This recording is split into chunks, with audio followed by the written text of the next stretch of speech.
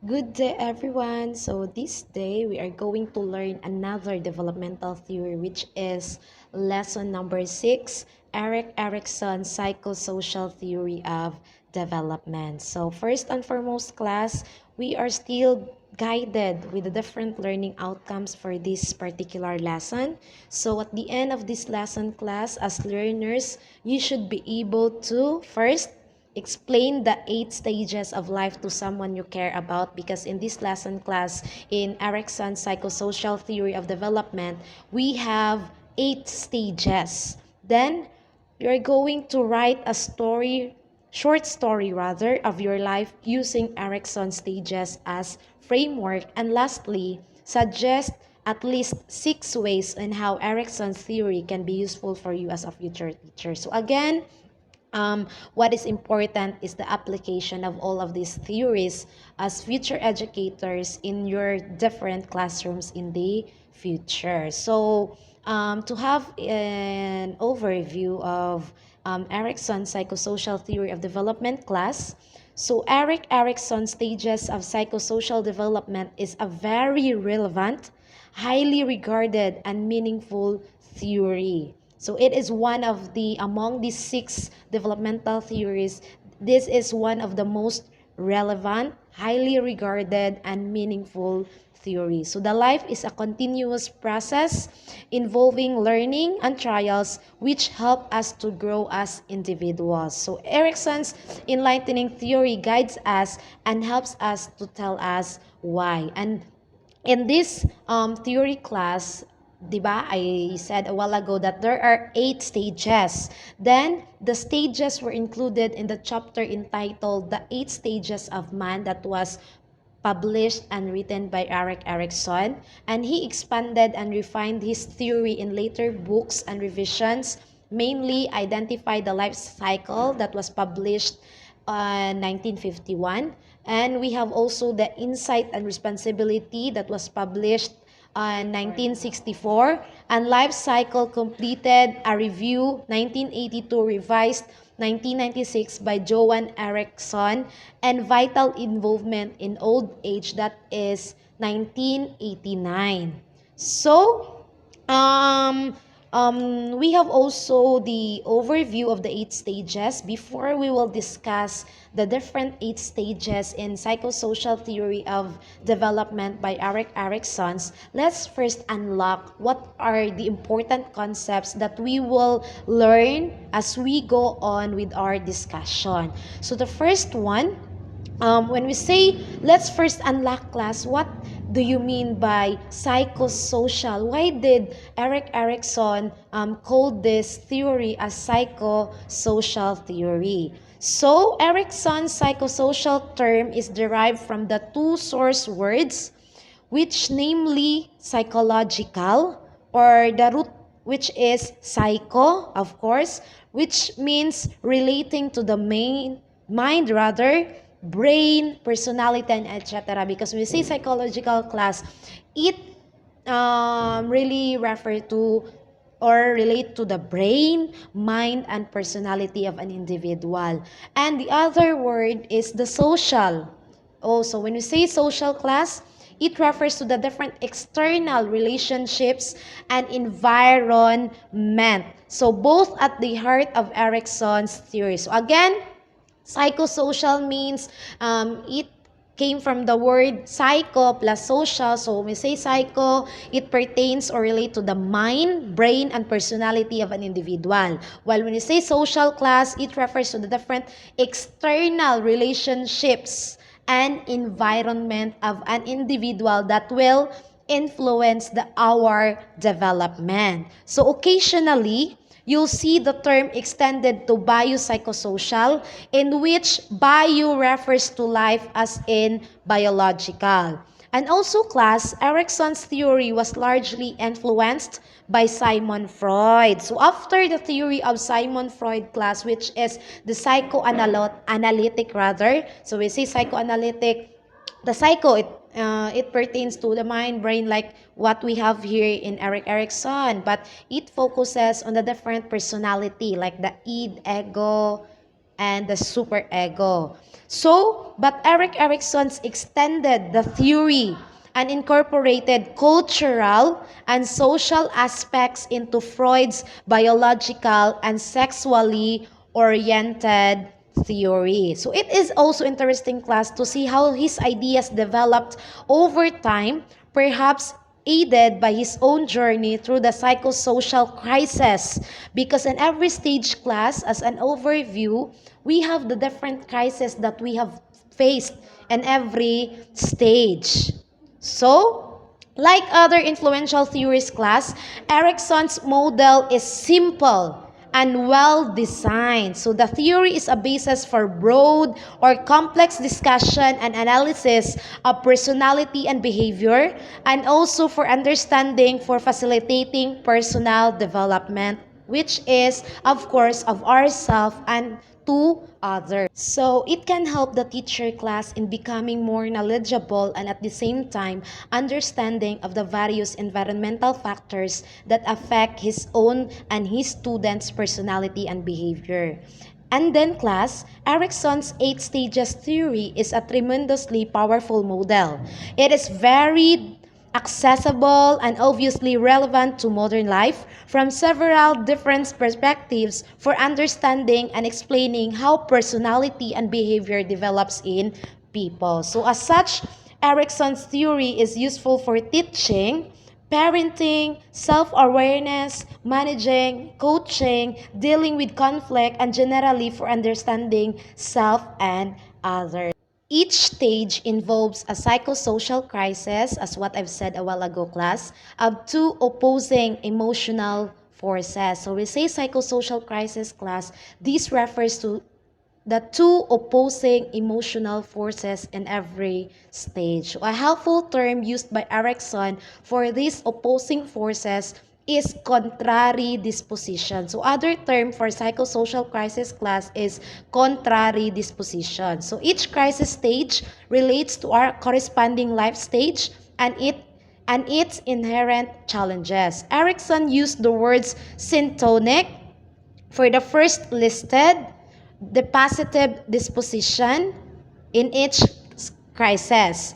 An example of a syntonic or a positive disposition is trust, and the opposite one is what we call dystonic. So we see dystonic, class. This refers for the second listed, which are the negative dispositions. An example of this is, which is the opposite of the trust, which is the mistrust. To signify the opposing or conflicting relationship between each pair of forces or dispositions, Erikson connected them with the word versus. So for example, in every stage, we have the two psychosocial crises. So Erikson named it as, for example, trust for the syntonic, which is the positive disposition, versus mistrust, which refers to the dystonic or the negative disposition. Then, class, if a stage is managed well, we carry away a certain virtue or psychosocial strength. So if ang every stage, class, is mamanage siya well, the negative and the positive disposition, there will be a virtue that will be developed in every stage, or what we call as psychosocial strength, which will help us through the rest of the stages of our lives. So successfully passing through each crisis involves achieving a healthy ratio or balance between the two opposing dispositions that represent each crisis, class. Then on the other hand, class, if we don't do well, so well, or if we don't manage well the different negative disposition and positive disposition in each stage, we may develop maladaptations and malignancies, as well as endanger all our future development. So when we say malignancy, class, it refers to the worst of the two. So it involves too little of the positive disposition, which is, for example, katong nga trust. So little ra ang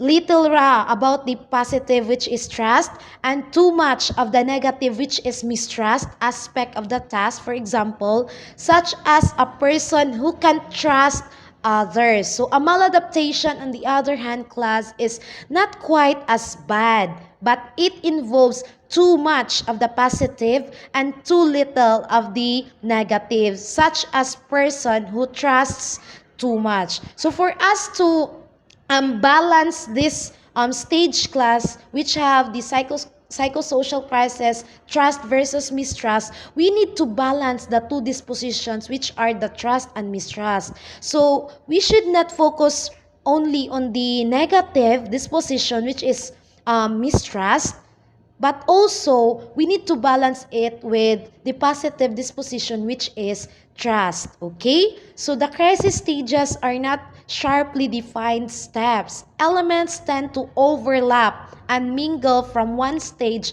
to the another or next and to the preceding stages. It is a broad framework and concept, not a mathematical formula which replicates precisely across all people and situation. So have you observed, class, in this diagram? So the 8 stages may overlap from each other, from one stage to another.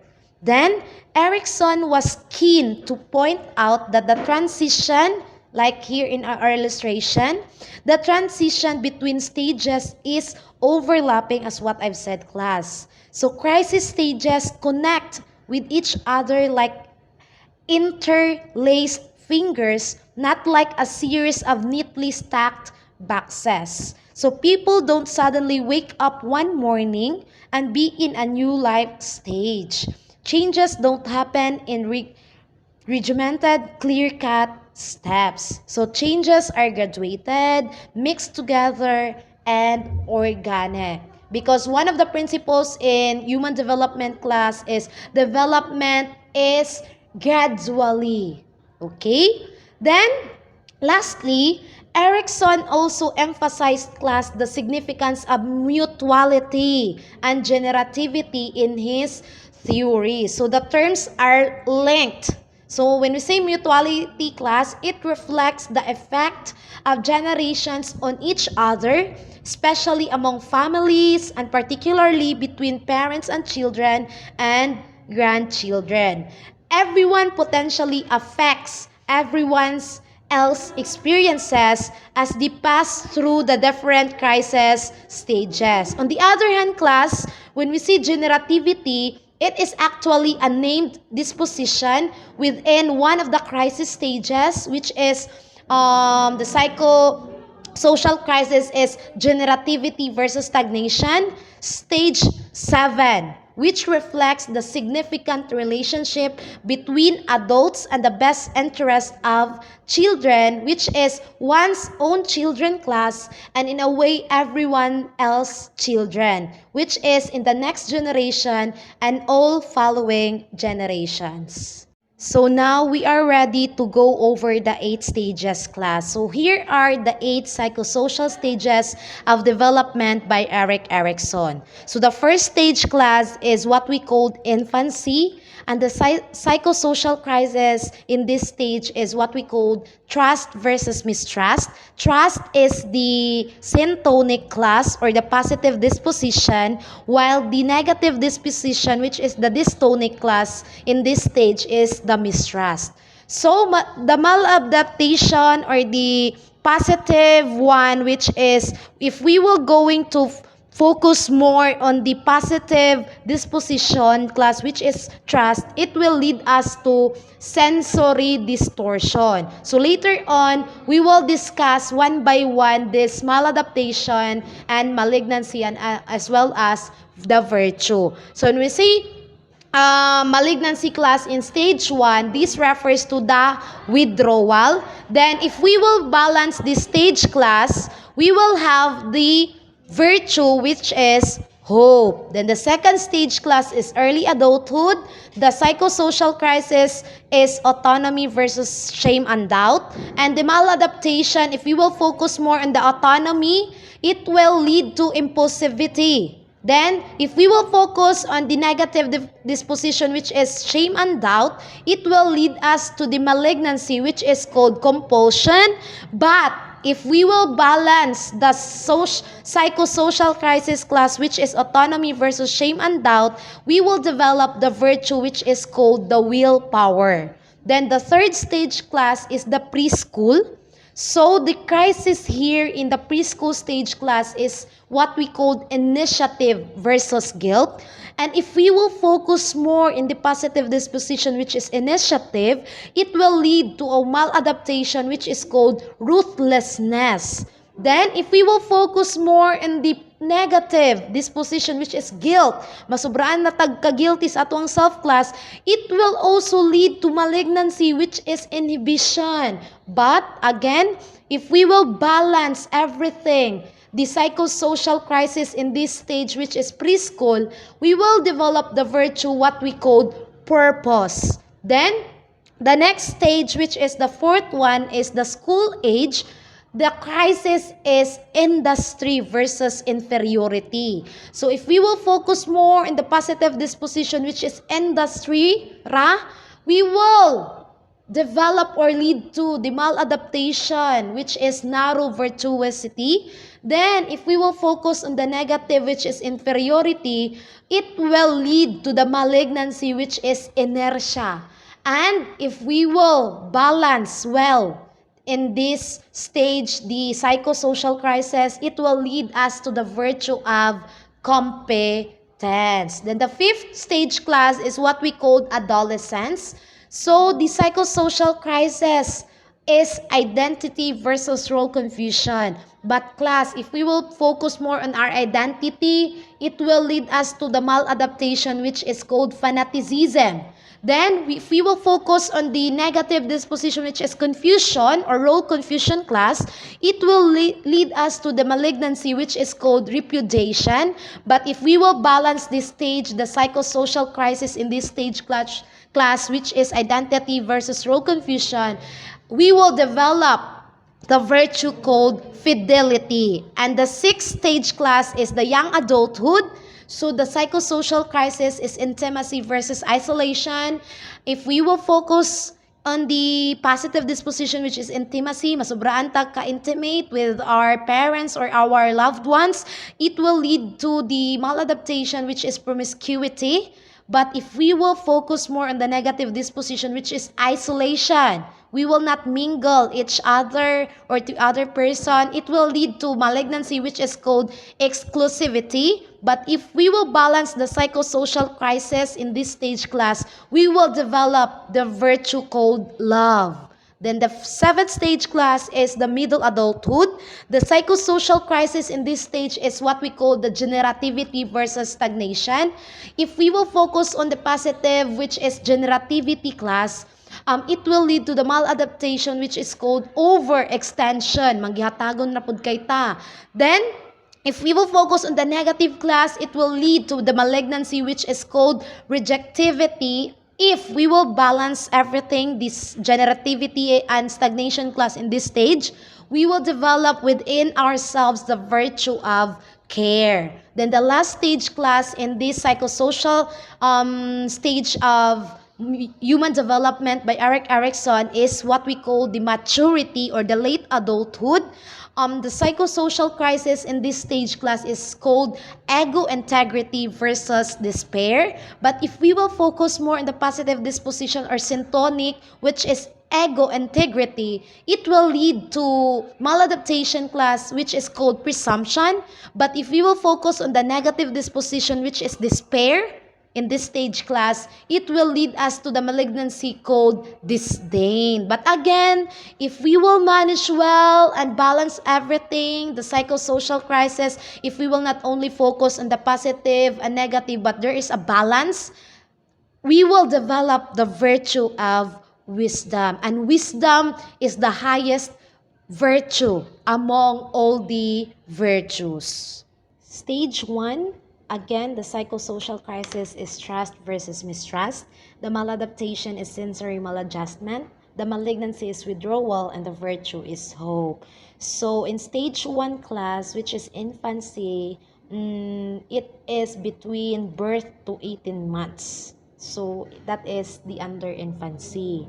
So the first stage infancy is approximately the first year or year and a half of life. So the crisis is again trust versus mistrust. The goal is to develop trust without completely eliminating the capacity for mistrust. So if the primary caregivers like the parents, if you have babies already in a class, you can give your babies a sense of familiarity, consistency, and continuity. Then the baby will develop the feeling that the world is a safe place to be, because in this stage class, the key questions to be answered is my world safe for the babies, so that people are reliable and loving. So if you have babies right now, younger brothers and sisters under in this stage, which are from birth to 18 months, please let your babies feel your love and care. So if the parents, on the other hand, are unreliable and inadequate, if you cannot give the basic, at least the basic needs of your child or children class, if they reject the infant or harm it, if other interests cause both parents to turn away from the infant's needs to satisfy their own instead, then the infant will develop mistrust. So if you cannot give the basic needs of a child, like the food, like their milk, and even the love, basically, the infant will develop the negative disposition, which is the mistrust. So he or she will be apprehensive and suspicious around people. So the important event in this stage class is the feeding on comfort in each baby.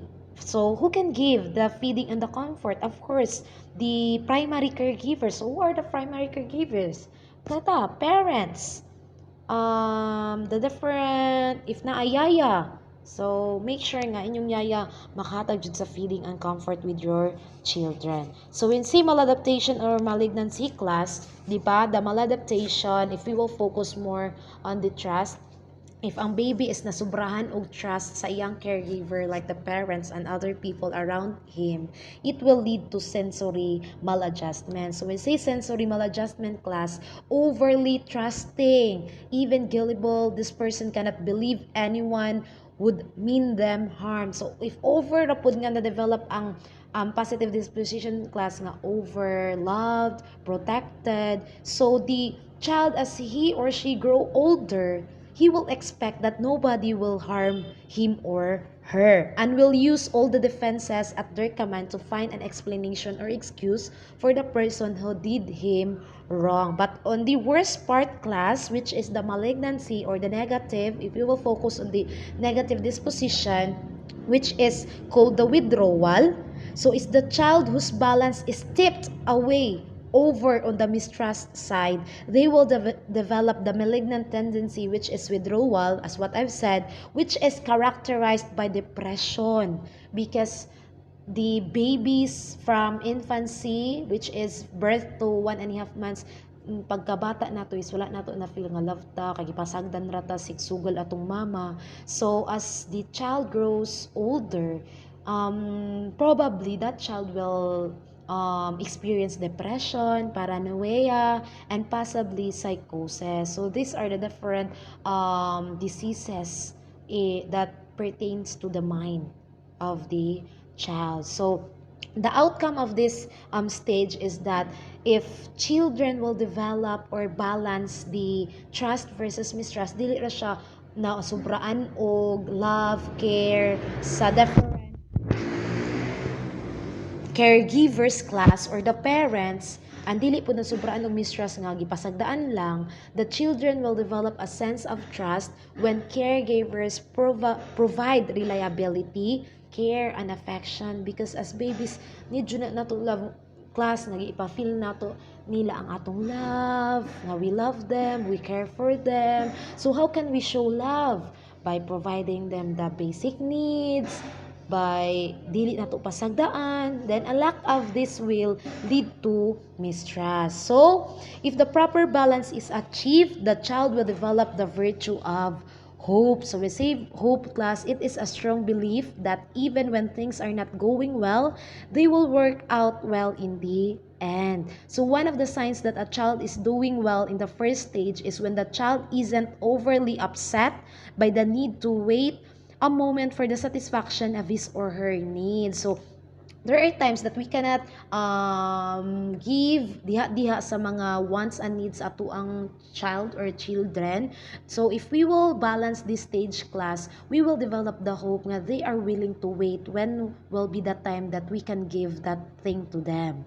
Then mom or dad doesn't have to be perfect. So in this stage, we don't need to be perfect as parents, but I trust them enough to believe that if they can't be here immediately, they will be here soon. So things may be tough now, but they will work out. This is the same ability that in later life gets us through disappointments in love, our careers, and many other domains of life. So if we will balance this stage class, if nice atong pagpadako aning sa ato ang child in this stage, that we will balance the trust versus mistrust, even if we are far away from our child, if mo abroad ta, we can instill the value of hope nila nga musabot na sila why we are doing this one, because it is for their future, para na silang kaayuhan, and so on and so forth.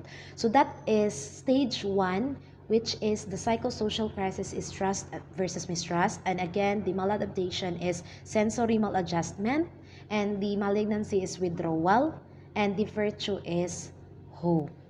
Stage 2. So the psychosocial crisis again in this stage class is autonomy versus shame and doubt. And the maladaptation is impulsiveness, the malignancy is compulsiveness, and the virtue is willpower or determination. So the second stage is early childhood class from about 18 months to 3 or 4 years old. So the task is to achieve a degree of autonomy while minimizing shame and doubt. So for example, if mom and dad or caregiver permits the child, now a toddler, to explore and manipulate his or her environment, that child will develop a sense of autonomy or independence, because in this stage class, our child now is rather 18 months to 3 or 4 years old. So ilaha jud ana class is they are going to manipulate objects, explore their environment. So let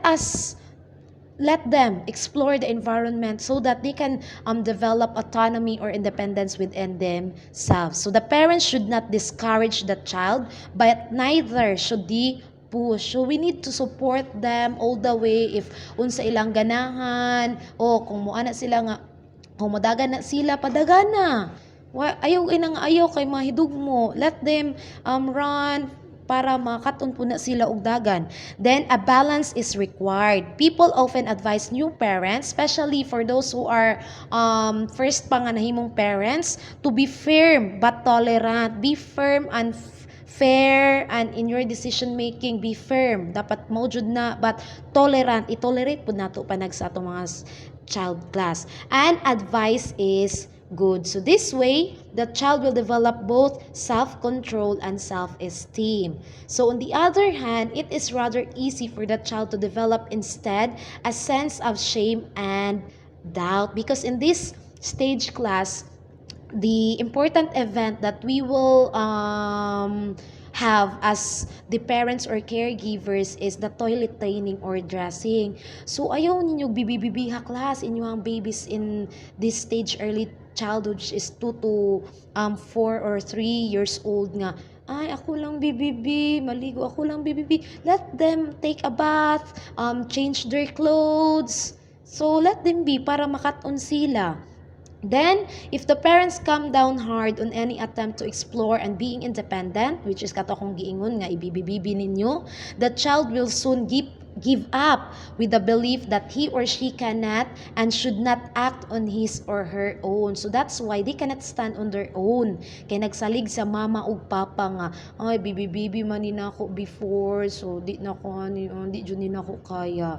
So we should keep in mind parents, caregivers, because in this stage, the very important persons nga na involved jud ani are the parents and the caregivers. So we should keep in mind that even something as innocent as laughing at the toddler's efforts can lead that child to feel deeply ashamed and to doubt his or her ability. So that's why, class, parents, please do not laugh to your child, son or daughter, whether if masayop sila, because they are in the stage wherein mag-distinguish na sila what are the rights and the wrongs. So if you will laugh, they will really develop, deeply be ashamed, and naa sila doubt na sila ang ano ikatawon ko sayop daay ko, borigo jud ay ko. So please don't do that to your children. Please don't let them feel rather that they are not good in that way. So let them explore things. Then for the maladaptation, which is impulsiveness. So nevertheless, a little shame and doubt is not only inevitable but beneficial. So without it, you will develop the maladaptive tendency. Erikson calls impulsiveness a sort of shameless willfulness that leads you in later childhood and even adulthood. Please take note, to jump into things without proper consideration of your ability. So worse, of course, is too much shame and doubt, which leads to the malignancy Erikson calls compulsiveness. So the compulsive person feels as if their entire being rides on everything they do, and so everything must be done perfectly. So following all the rules precisely keeps you from mistakes, and mistakes must be avoided if you are a compulsive one at all costs. So many of you, how it feels to always be ashamed and always doubt yourself. So a little more patience and tolerance with your own children may help them to avoid your past. So and give yourself a little slack too. So if we will balance this stage during the early childhood, our child will develop the virtue of willpower or determination. So if you get the proper positive balance of autonomy and shame and doubt, you will develop the virtue again of willpower and determination. So one of the most admirable and frustrating things about 2 and 3-year-olds is their determination. So can do is their motto. Yes, I can do it. So if we can preserve that can-do attitude with appropriate modesty to balance it, we are much better off as adults. So if we can develop among our children this virtue, which is hope, I am sure that even as we grow older until we are in the late adulthood, we have this positive attitude, which is the determination in everything that we can do. So children need to develop a sense of personal control over physical skills and a sense of independence. Success leads the feeling of autonomy. Failure results in feeling of shame and doubt. So as caregivers, as parents, it is very important that we need to balance the feeling of autonomy and the failure that will result in the feeling of shame and doubt. So that is stage 2, early childhood, autonomy versus shame and doubt, the psychosocial crisis. The maladaptation is impulsiveness, the malignancy is compulsiveness, and the virtue is willpower and or determination. Stage 3 is the early childhood stage from 3 or 4 to 5 or 6. So the psychosocial crisis in this stage, class, is initiative versus guilt, and the maladaptation is ruthlessness, the malignancy is inhibition, and the virtue is courage. So the task is to learn initiative without too much guilt. Initiative means a positive response to the world's challenges, taking on responsibilities, learning new skills, feeling purposeful. So as parents, we we can encourage initiative by encouraging children to try out their ideas. So we should accept and encourage fantasy and curiosity and imagination. So this is the time for play, not for formal education. So the child is now capable as never before of imagining a future situation, one that isn't a reality right now. Initiative is the attempt to make that non-reality a reality. But if children can imagine the future, if they can plan, then they can be responsible as well and, of course, guilty. If my 2-year-old flashes my watch down the toilet, for example, I can safely assume that there were no evil intentions because in this ages class nga 3 to 5 or 6 years old, wala pa na sila panimuot kayo class nga i-flash imuhang for example your watch in the toilet. So it was just a matter of a shiny object going round and down. What fun. But if my 5-year-old does the same thing, well, she should know what's going to happen to the watch, what's going to happen to daddy's temper, and what's going to happen to her. She can be guilty of the act, and she can begin to feel guilty as well. So the capacity for moral judgment has arrived. So Erikson is of course a Freudian, and as such, he includes the Oedipal experience in this stage. So have you remembered class, the Adipose Complex under the phallic stage, the third stage in psychoanalytic theory of Freud, that this is the competition of your younger brother towards the affection of your mother to your father. So, from his perspective, the Oedipal crisis involves the reluctance a child feels in relinquishing his or her closeness to the opposite sex parent. So, a parent has the responsibility socially to encourage the child to grow up. You're not a baby anymore. So, but if this process is done too harshly and too abruptly, imo nang i-pressure imo ang bata nga, oh, di na jud ka baby, paluon na nimo or what, the child learns to feel guilty about his or her feelings. Then for the maladaptation and malignancy class, when we say ruthlessness, there will be too much initiative and too little guilt. So, to be ruthless is to be heartless. So, can you imagine, class, this characteristic? If we will focus more on initiative, too much initiative and too little guilt, we will be heartless. Wala tayo feelings or emotions, or unfeeling or be without mercy. So, the ruthless person takes the initiative, all right. They have their plans, whether it's a matter of school or romance or politics or career. So it's just that they don't care who they step on to achieve their goals. So if we are ruthless class, we will aim to achieve our different goals and dreams in life, no matter how it takes, what are our means to achieve those goals, or the persons nga atuan ng giapakan, and so on and so forth. So it's just that they don't care who they step on to achieve their goals. Then the goals are the only things that matter, and the guilty feelings and mercy are only signs of weakness. So that is the extreme form of ruthlessness, is sociopathy.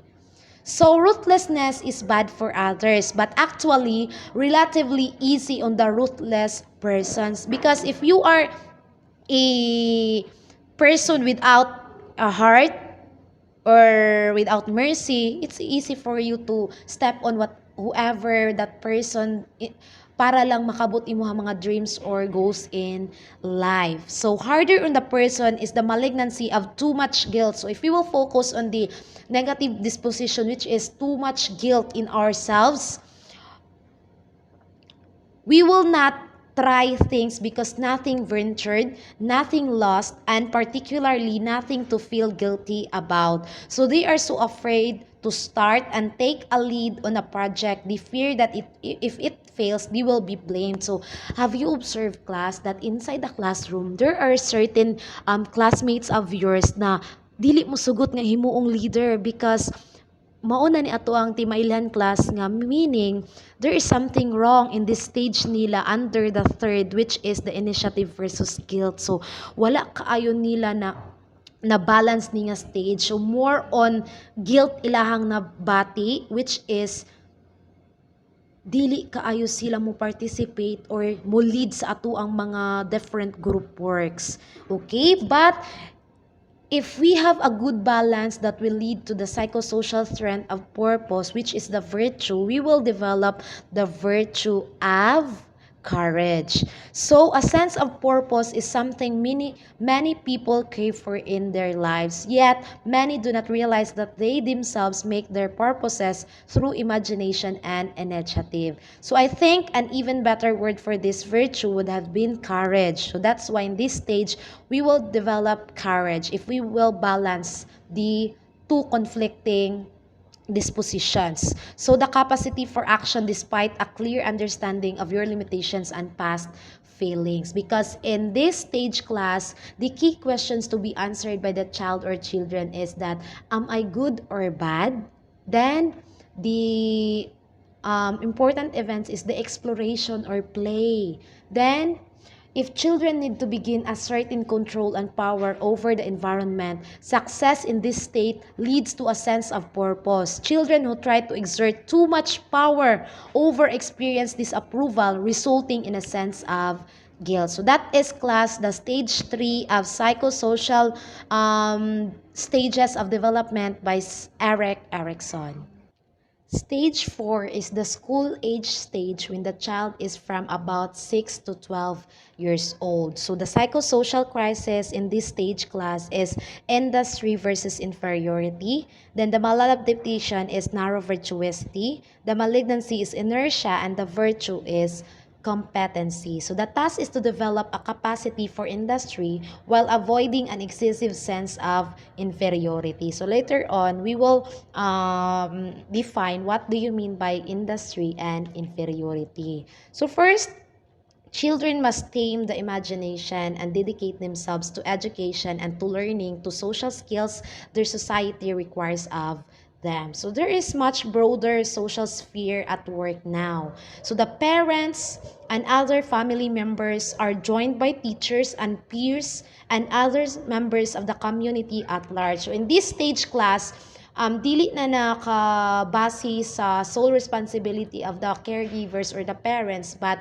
the responsibility also lies on the side of the teachers, the other communities of the community, other members of the community rather, and of course your peers. So parents must encourage, teachers must care, peers must accept. So children must learn that there is pleasure not only in conceiving a plan but in carrying it out. So they must learn the feeling of success, whether it is in school or on the playground, academically or socially. Because in this stage class, the question that the key question to be answered by the children is rather, how can I be good? Because the important key events here is the school. Kaya ni eskwela naman taan nga stage or years class, which is 6 to 12. That is from grade 1 to grade 6. So a good way to tell the difference between a child in the third stage and one in the fourth stage is to look at the way they play games. So 4 years old may love games, but they will have only a vague understanding of the rules, may change them several times during the course of the game, and be very unlikely to actually finish the game unless it is by throwing the pieces of their opponent. So a 7-year-old, on the other hand, is dedicated to the rules, considers them pretty much sacred, and is more likely to get upset if the game is not allowed to come to its required conclusion. So if the little is allowed too little success because of the harsh teachers or rejecting peers, for example, then he or she will develop instead a sense of inferiority or incompetence rather than the industry. So additional sources of inferiority, Erikson mentions are racism, sexism, and other forms of discrimination or bullying class. So please avoid bullying, or you're going to bully your other classmates or other human beings. So if a child believes that success is related to who you are rather than to how hard you try, then why try? So we have the maladaptation and malignancy. So for the maladaptation, we have what we call narrow virtuosity. So if we will focus more on the too much industry, it will lead to narrow virtuosity. So we see this in children who aren't allowed to be children. So there are strict parents that will not allow their children to mingle or interact with other peers nga makigduwa, very strict ra kaayo kay pag study dira kay you need to be top in your classroom. So the ones that parents or teachers push into one area of competence without allowing the development of broader interests. So these are the kids without a life. So sad to say kaayo ingon kani nga kanang kind of kids class no nga walay kids without life. So child actors, child athletes, child musicians, child prodigies of all sorts. So they don't have the chance to play with their classmates because ang ilang parents and teachers are very study para matapta dito ma-appeal ta sa mga contest. So we all admire their industry, but if we look a little closer class, it's all that stands in the way of an empty life. So very boring pud kaayo kay they don't have academic ra ilang gi-focus not on socially and what do you call that? Socially and emotionally. So much more common is the malignancy called inertia. So this includes all of us who suffer from the inferiority complexes Alfred Adler talked about. So if at first you don't succeed, don't ever try again if you are an inert person. So many of us didn't do well in mathematics, for example. So we die before we took another math class. So most of us hate mathematics, but in my case class, I really love mathematics. So it is really depend on your own point of view, on how you view each subject. So if you instill within yourself that math is fun, math is easy, so of course, it will lead you to love math and do not hate math. So others were humiliated instead in the gym class, so we never try out for a sport or play a game or of basketball. So others never develop social skills. So there are students class or children who don't develop these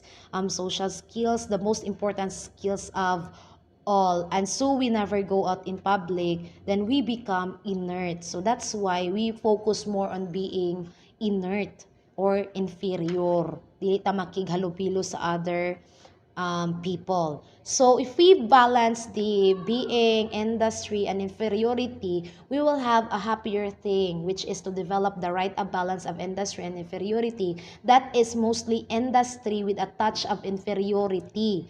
To keep us sensibly humble, then we have the virtue called competency. So in this stage class, children need to cope with new social and academic demands. So we need to balance the two, which is being socially and academically. Then success leads to a sense of competence while failure results in feeling of inferiority. So that is the fourth stage, which is the school age. Industry versus inferiority is the psychosocial crisis or the conflict. Then the maladaptation is narrow virtuosity. Then the malignancy is inertia, and the virtue is competency. Stage 5 class is adolescence, beginning with puberty and ending around 18 or 20 years old. So the task during adolescence is to achieve ego identity and avoid role confusion. So that is the psychosocial crisis during this stage. So it was adolescence that interested Erikson first and most, and the patterns he saw her were the basis for his thinking about all the other stages. So basically, the foundation of this theory of the psychosocial stages of development by Erikson class, he started with the fifth stage, which is during the adolescence or beginning with puberty and ending around 18 or 20 years old. So when say ego identity class, it means knowing who you are and how you fit into the rest of the society. So you know what are your roles in the community, and as a human being, kinsa jud ka. Then, It requires that you take all you've learned about life and yourself and it into a unified self-image, one that your community finds meaningful. So there are a number of things, class, that make things easier. First, we should have a mainstream adult culture that is worthy of the adolescent's respect, one with good adult role models and open lines of communication. Because in this stage, class, the important events that we need to, what do you call this one?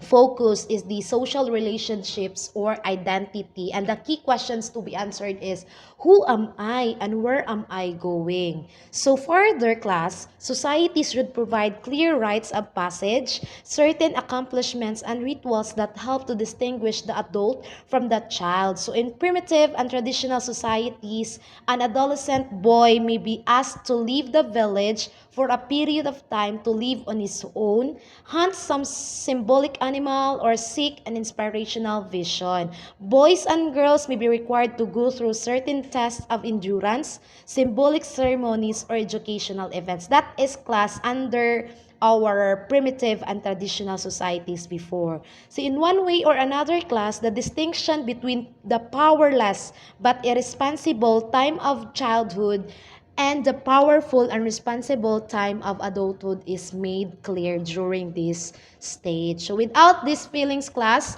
we are likely to see role confusion, which means an uncertainty about one's place in society and the world. So if we have the negative disposition in this stage, class, maglibog ta if kinsa jud ta, unsa jud gamit nako diri sa society, am I important in this society?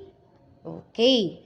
Then, there is such thing also, class, as too much ego identity, where a person is so involved in a particular role in a particular society or subculture that there is no room left for tolerance. So this is what we call the maladaptation under this stage, which is called fanaticism. So we say fanaticism, class, a fanatic believes that his way is the only way. Adolescents are, of course, known for their idealism. We have many ideas.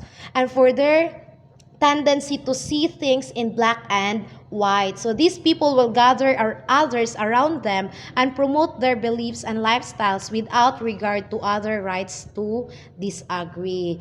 Then the lack of identity, class, is perhaps more difficult still, and Erikson refers to malignant tendency, which is called repudiation. So to repudiate, class, is to reject. So they reject their membership in the world of adults, and in even more, they reject their need for an identity. So some adolescents prefer to go to groups that go against the norms to form their identity. That's why we have different groups like cults, militaristic organizations, kanang mga NPA class, groups founded on hatred, groups that have divorced themselves from the painful demands of mainstream society. So, they may become involved in destructive activities such as drugs or alcohol, or they may be withdrawn into their own psychotic fantasies. So, after all, being bad or being nobody is better than not knowing who you are. So if you are successfully negotiate this stage, class, which is the adolescent, you will have the virtue Erikson called fidelity. So when you say fidelity, class, it means loyalty, the ability to live by the society's standards despite their imperfections and incompleteness and inconsistency. So we follow the different rules and norms set by our society, then we are not talking about blind loyalty, and we are not talking about accepting the imperfections. After all, if you love your community, you will want to see it become the best it can be. So, but fidelity means that you have found a place in that community, a place that will allow you to contribute. So, let us see to it, class, that we are productive in our own way. We can contribute meaningfully in our community by attending assemblies, for example. Those are little things that we can do for our community or in every barangay that we live in. Okay, so that is the stage 5, which is adolescence. The psychosocial crisis that we have experienced in this stage is the identity versus role confusion. Then the maladaptation is fanaticism. The malignancy is repudiation, and the virtue, if we will balance this stage, is we will develop the virtue of fidelity or loyalty. The sixth stage is the young adult. So it is from 18 years old to 30 years old. So the psychosocial crisis in this stage is what we call intimacy versus isolation. Then the maladaptation is promiscuity, and the malignancy is exclusion. Then, if we're going to balance the crisis, it will lead or develop to the virtue called love. So if you have made it so far, you are in the stage of young adulthood, which lasts from about 18 to about 30 years old. So the ages in the adult stages are much fuzzier than in the childhood stages, and people may differ dramatically. The task is to achieve some degree of intimacy, which is the positive disposition, as opposed to remaining in isolation, which is the negative disposition in this stage. So what do you mean by intimacy, class? So when we say intimacy, class, it is the ability to be close to others as a lover, as a friend, and as participant in the society. So because we have a clear sense of who we are no longer need to fear losing ourselves, as many adolescents do. So the fear of commitment some people seem to exhibit is an example of immaturity in this stage. So this fear isn't always obvious. So many people today are always putting off the progress of their relationships. I know you have observed this situation, class. So, for example, I'll get married or have a family or get involved in important social issues as soon as I finish school, as soon as I have a job, as soon as I have a house, as soon as, and many, and so on and so forth. If you've been engaged for the last 10 years, what's holding you back? So I am in this stage na, class, in the young adulthood, wherein I'm really not pressuring myself because I don't want to marry someone if I don't have a house. As karon na nakoy stable nga job, man ako eskwela, but the next dream or goal that I want to achieve is to build my own house before I will build my own family. So, neither should the young adult need to prove him or herself anymore. So, at 10 age, relationship is often a matter trying to establish identity through couplehood. So, who am I? I'm her boyfriend. The young adult relationship should be a matter of two independent egos wanting to create something larger than themselves. We intuitively recognize this when we frown on our relationship between a young adult rather and a teenager. So we see the potential for manipulation of the younger member of the party by the older. So the maladaptation in this stage is what we call promiscuity. So it is about the tendency to become intimate too freely, too easily, and without any depth to your intimacy. So this can be true of your relationship, class, with friends and neighbors and your whole community, as well as, of course, with your lovers. Then, on the opposite side, we have the malignancy, which is called exclusion, class, which refers to the tendency to isolate oneself from love, friendship, and community, and to develop a certain hatefulness in compensation for one's loneliness. But, class, if we are going to balance the two opposing dispositions in this stage, class, we will develop the virtue of love. So if we successfully negotiate this stage, we will instead carry with us the rest of our lives the virtue of psychosocial strength Erikson calls love. So love, in the context of his theory, means being able to put aside differences and antagonisms through mutuality of devotion. So it includes not only the love we find in a good marriage, but the love between friends and the love of one's neighbor, co-worker, and compatriot as well. So in this stage, class, the key questions to be answered is, am I loved, unwanted by someone? Or by my parents, by my friends, by my lovers? And the important key events is the intimate relationships. Because in this stage, class, young adults need to form intimate, loving relationships with other people. Success leads to strong relationships, while failures results in loneliness and isolation. So that is the sixth stage of psychosocial stages of development by Erikson class.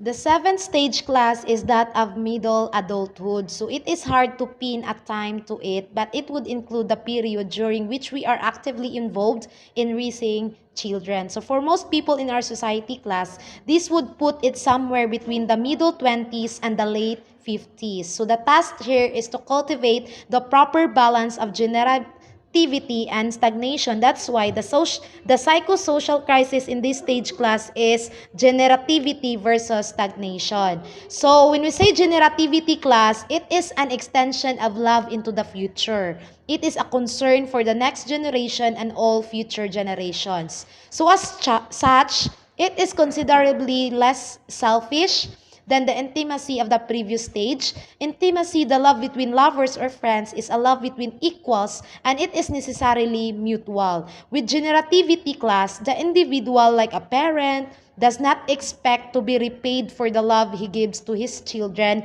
at least not as strongly. So, our parents class do not expect if we finish studying, especially when we graduated in college, if they are in the stage of this one, which is the generativity as the positive disposition, they do not expect to have a payment in return in all these sacrifices that they have undergone in order for us to send us in school, especially in the college.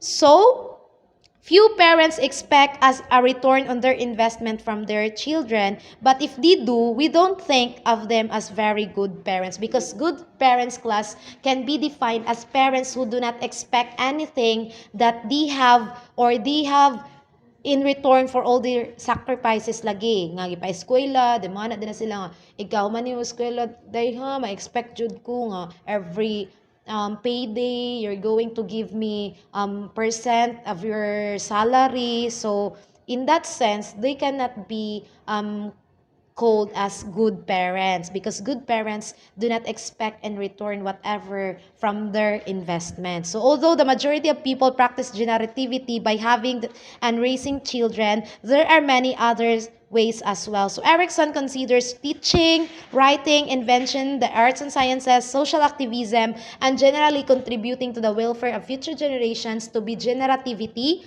as well. Anything, in fact, that satisfies that old need to be needed. Then on the other hand class, we have the negative disposition, which is called stagnation. It is self-absorption, caring for no one, greedy kay ka-class. Then, the stagnant person stops to be a productive member of the society. And we have also classed the maladaptation and malignancy. The maladaptation in this stage is called overextension, and the malignancy is rejectivity. So, what do you mean by overextension, class? So, there are some people, class, try to be so generative that they no longer allow time for themselves, for rest and relaxation. Sige ra sila og trabaho tungod kay need nga mo kayod for the future of their children, nga makabayad sa tuition and so on and so forth.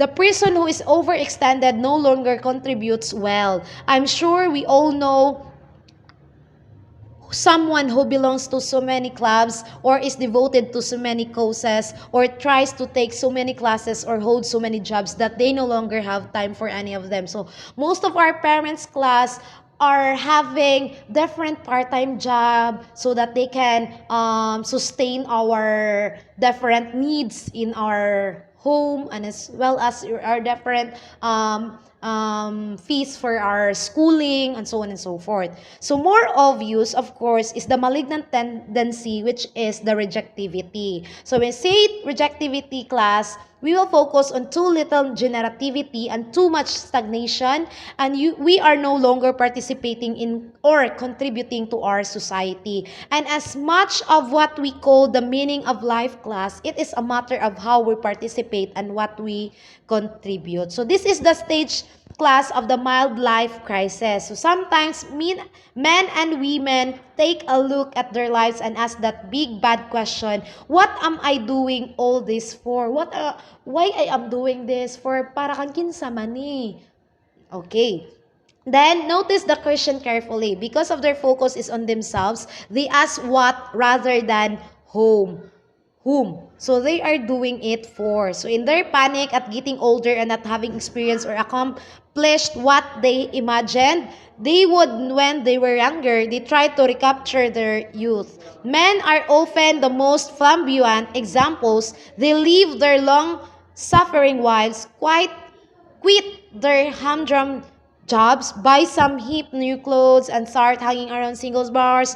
And of course, they seldom find what they are looking for because they are looking for the wrong thing. But if we are going to have balance and we are successful in this stage class, we will have a capacity for caring that will serve us through the rest of our life, which is the virtue of care. So that is stage number 7 class.